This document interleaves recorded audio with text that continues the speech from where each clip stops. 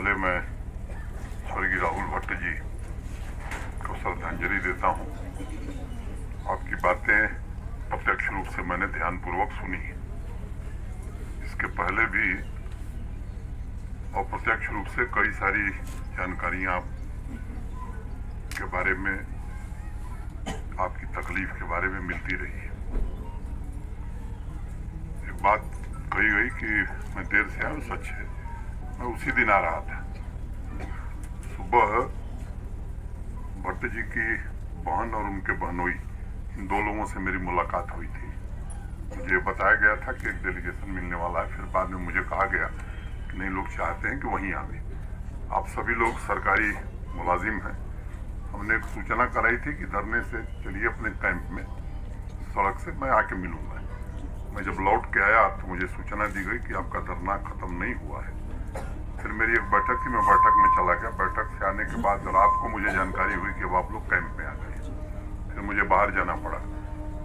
आने के बाद मैंने कोशिश की तो ये हुआ कि 10वां है, ये 10वां के दिन श्रद्धांजलि आप सब लोग करने वाले हैं। तो इसमें कोई, मैं कहूँ कि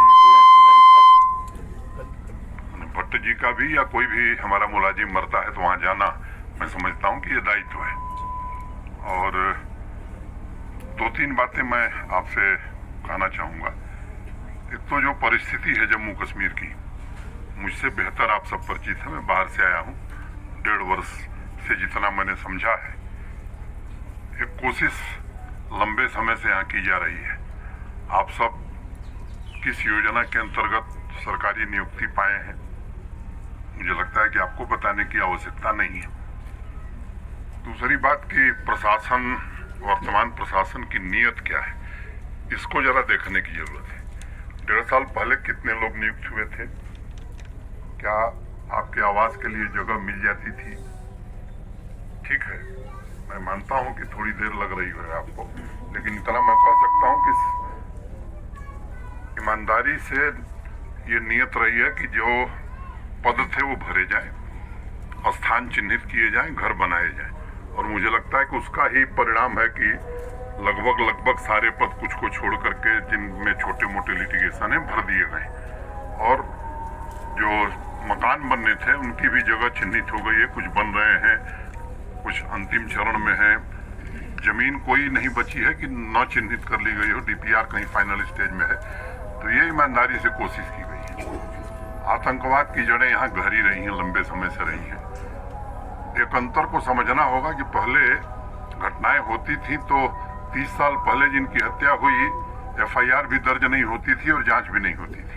वर्तमान प्रशासन भट्ट जी की नहीं, किसी भी आदमी की अगर दुर्घटना हुई है या आतंकवाद में मौत हुई है तो उसकी जड़ तक जाने की कोशिश कर रहा है, ईमानदारी से कोशिश कर रहा है। कोई दूसरा एजेंडा नहीं है। और मैं कहना चाहता हूं कि ठीक है, घटनाएं हुई है और किसी के मौत का कोई मुआवजा हो नहीं सकता है। हमारा भाई, आपका भाई कोई चला जाए तो मैं नहीं समझता हूं कि कोई उसका मुआवजा दिया जा सकता है। सरकार की अपनी एक प्रक्रिया है।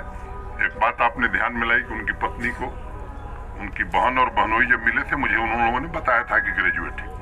मैं कह के गया था कि इनकी नियुक्ति तत्काल हो जानी चाहिए। आने के बाद जब मैंने पता किया तो आधिकारिक तौर पर मुझे किसी ने कहा कि वो इंटरमीडिएट पास है। मेरी बात आपने कहा है, मैं चेक करा लेता हूँ। उसमें जो संशोधन की गुंजाइश होगी वो कर ली जाएगी। मुआवजे का जो सवाल है, ये भारत सरकार के गृह मंत्रालय का एक स्टैंडिंग ऑर्डर है कि जिसकी भी मौत मिलिटेंसी में होती है, वो जम्मू कश्मीर का निवासी है, उसको 5 लाख रुपया दिया जाता है। तो ये मुआवजा वो नहीं है।